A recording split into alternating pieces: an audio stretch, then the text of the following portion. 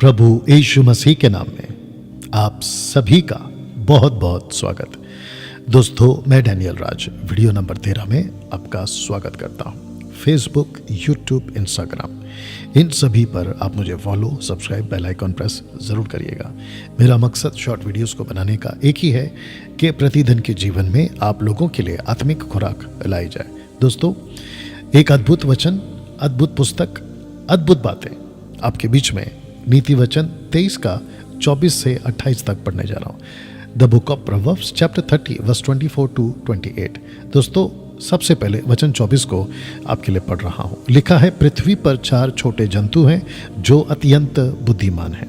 दोस्तों, 4 छोटे जंतु, सबसे पहला जंतु वो है चींटियां। वचन 25 लिखा है, चींटियां निर्बल जाति तो हैं परंतु धूप काल में अपनी भोजन वस्तु बटोरती है।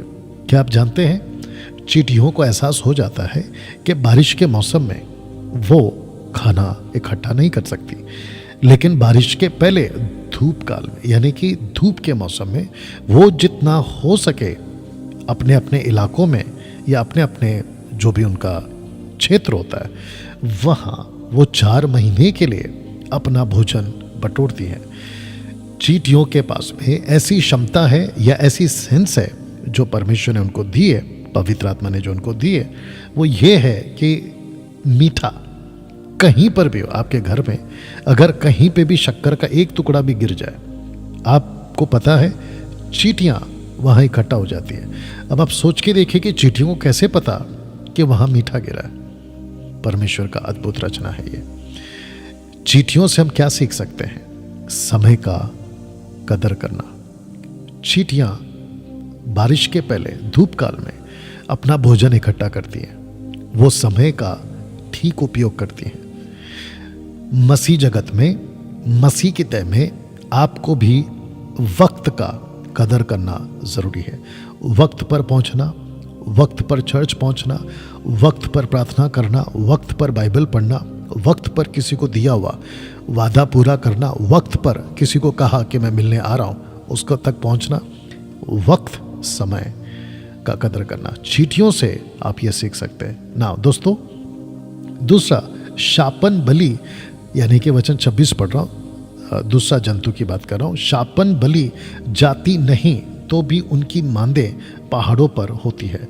मैं आपको बताऊं, शापन बलि कुछ ऐसा होता है।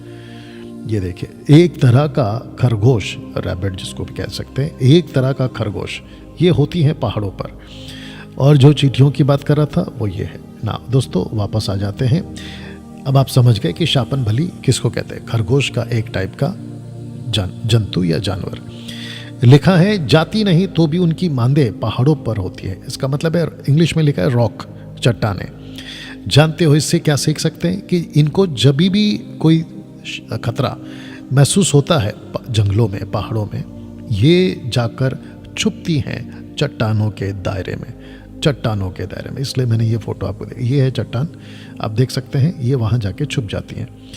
इनको पता है कि अगर हमारी रक्षा कोई कर सकता है, प्रोटेक्ट अगर कोई कर सकता है, जैसे कि चील जो बड़ा है ना पक्षी होता है, इनको आसानी से अपना शिकार बना सकता है। ऊपर से उड़कर आ सकता है और अपनी चोंच में या अपने पंजे में इनको उठा ले जा सकता है। लेकिन इनको पता है कि अगर छुपने का कोई जगह है जो हम सुरक्षित रह सकते हैं, वो है चट्टान। जानते हो ये क्या दर्शाता है? यीशु हमारी चट्टान है। जी हाँ दोस्तों, यीशु हमारा रॉक है। अगर आपको जब भी कोई तकलीफ है, आपको कहाँ छुपना है? आपको यीशु में छुपना है। क्योंकि अगर आप यीशु में हो, यीशु के अंदर हो, आप सुरक्षित हो। लेकिन अगर आप यीशु में नहीं हो, यीशु के बाहर हो, तो आपका कोई भी शिकार कर सकता है। आशा करता हूं आप ये समझ गए ना। दोस्तों, तीसरा है, टिड्डियों के राजा तो नहीं होते तो भी वे सब के सब दल बांध बांध कर पलायन करती हैं। टिड्डियों का इंग्लिश ट्रांसलेशन है लोकस्ट। मैं आपको फोटो दिखा देता हूं, ये देख लीजिएगा, ये है लोकस्ट, ठीक है ना। लिखा है, इनसे क्या सीख सकते हैं मैं आपको बता देता हूँ। लिखा है कि टिड्डियों के राजा नहीं होते। इसका मतलब है कि इनका कोई लीडर नहीं होता, इनको कोई गाइड नहीं करता, इनको कोई अगुवाई नहीं करता। लेकिन उसके बावजूद ये क्या करते हैं? ये पलायन करते हैं। मतलब एक दूसरे को फॉलो करते हैं। इससे क्या सीख सकते हैं? इससे ये सीख सकते हैं हमको एकता में रहना है, यूनिटी में रहना है। इनके लीडर नहीं हैं लेकिन ये एकता में है। हमारे लीडर हैं, उसके बावजूद भी हम एकता में या यूनिटी में नहीं रहते। तो मैं चाहता हूं कि आप इस टिड्डी से, यानी कि इस जंतु से, इस क्रीचर से आप ये एकता सीखें। दोस्तों, अभी तक क्या सीखा हमने? चींटियों से वक्त सीख सकते हैं। शापन बलि यानी कि खरगोश का एक जाति टाइप है, उससे हम सीख सकते हैं कि हमारी सुरक्षा यीशु में है। तीसरा, हम सीख सकते हैं टिड्डियों से, लोकस से कदर करना, लीडर का आदर करना, लीडर का अधीन रहना, लीडर के, और एकता में रहना या चलना ना। दोस्तों, आखिरी में छिपकली हाथ से पकड़ी तो जाती है तो भी राजभवनों में रहती है ना। कुछ ट्रांसलेशन में छिपकली नहीं आया दोस्तों, ये आया है स्पाइडर। तो जिसके चलते मैं क्या करूँगा, दोनों रखूँगा। तो मैं चाहता हूँ कि आप छिपकली या स्पाइडर रखें, लेकिन लिखा है कि राजभवनों में रहती है। आपको पता है, राजा कितना भी ताकतवर हो, राजा कितना भी क्रूर हो, या राजा के पास में कितने भी बड़े सैनिक क्यों ना हो, उनके चारों तरफ आसपास में, लेकिन छिपकली को किसी से डर नहीं लगता।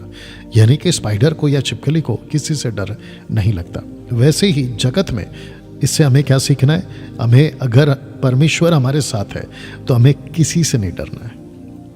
दूसरे शब्दों में, मैं ये नहीं कह रहा हूँ कि सड़क पर जाओ और है ना किसी के साथ में भी झगड़ा करो, नहीं नहीं नहीं, मैं उस डर की बात नहीं कर रहा हूँ। मैं बात कर रहा हूँ कि जीवन में छोटी छोटी बातों को लेकर डर जाना, कुछ हादसा हो गया उसको लेकर डर जाना, अचानक कोई न्यूज़ सुन लिया उसको लेकर डर जाना, नहीं, वो नहीं डरना है। मैं उस डर की बात कर रहा हूँ, ठीक है ना। छिपकली से आप क्या सीख सकते हैं?